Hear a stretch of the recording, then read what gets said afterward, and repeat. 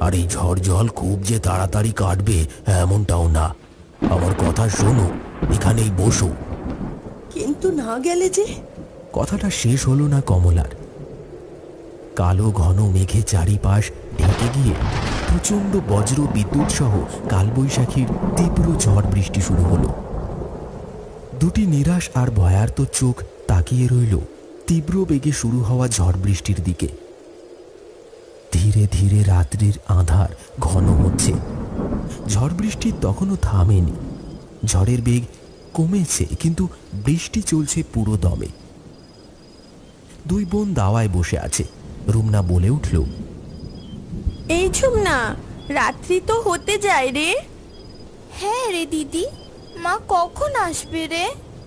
জানি না রে, হয়তো আজ আর আসবে না। ঠিক বলছিস দিদি, মা আসবে না? না